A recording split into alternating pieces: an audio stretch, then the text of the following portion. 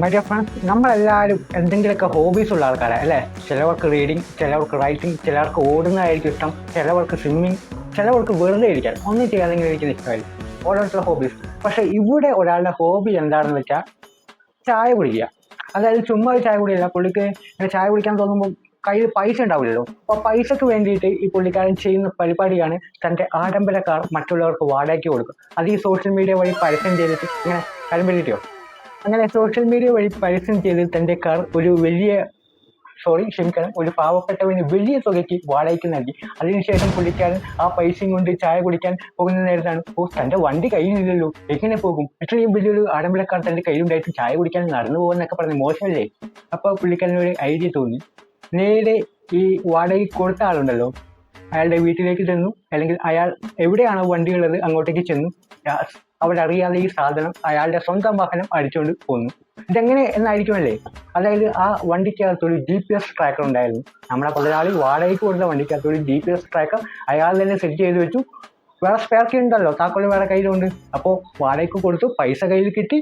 ആ കിട്ടിയ പൈസ കയ്യിൽ വെച്ചിട്ട് നേരെ ചെന്ന് തൻ്റെ വണ്ടി അവിടെ അറിയാതെ മോഷ്ടിച്ചോണ്ട് വരുന്നു. അതായത് ഉടമസ്ഥൻ സ്വന്തം വണ്ടി വാടകയ്ക്ക് കൊടുത്തതിന് ശേഷം വാടകക്കാരൻ അറിയാതെ മോഷ്ടിച്ചോണ്ട് വരും. ഇങ്ങനെയുണ്ട് പരിപാടി. ഒരുപാടൊന്നുമില്ല, പുള്ളിക്കാരന് ഈ വണ്ടി ഉണ്ടെങ്കിൽ ഈ വണ്ടി കൊണ്ട് ട്രാവൽ ചെയ്ത് എവിടെയെങ്കിലും പോയിട്ട് വേണമെങ്കിൽ ചായ കുടിക്കാൻ.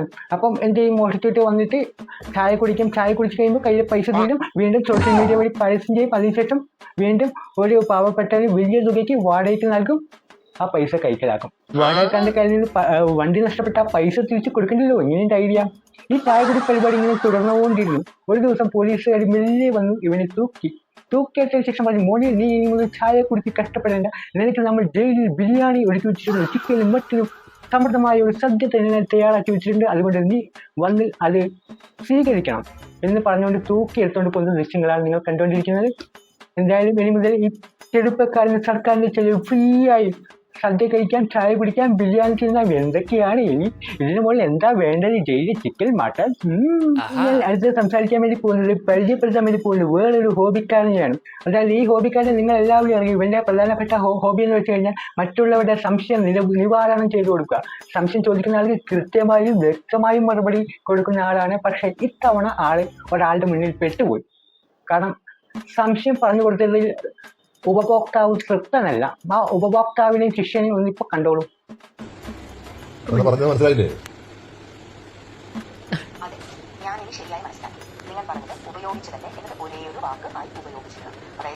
ChatGPT, നീ ഒന്ന് വേഗം പഠിക്കുക. സാറ് കഷ്ടപ്പെട്ട് നീ പഠിപ്പിക്കുന്നത് കണ്ടില്ലേ?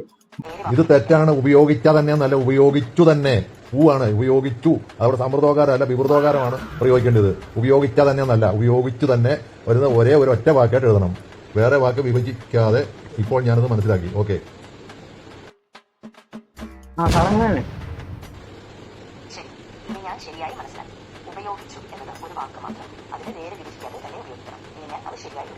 ഈ തന്നെ എന്ന് പറഞ്ഞാൽ ഗതിയാണ്. അത് എപ്പോഴും ചേർത്ത് വേണം. തന്നെ എന്ന് പറഞ്ഞാൽ ഒറ്റയ്ക്ക് തനിയെ എഴുതി കഴിഞ്ഞാൽ അത് ഞാൻ ഒറ്റയ്ക്കെന്നർത്ഥം. അങ്ങനെയല്ല പ്രയോഗിക്കേണ്ടത്. വീണ്ടും തെറ്റിച്ചു. എടാ, ഇങ്ങനെയായാലും എങ്ങനെ ശരിയാവും? നീ ഒന്ന് പഠിക്കണ്ടേ? ശരിക്കും സാറ് പറയുന്നത് ശരിക്കും ശ്രദ്ധിച്ച് കേക്ക്. ChatGPT പറഞ്ഞിട്ട് കാര്യമൊന്നുമില്ല കേട്ടാ. സാറിന്റെ കയ്യിൽ ആര് പെട്ടാലും അവന്റെ കാര്യം തീർന്നു.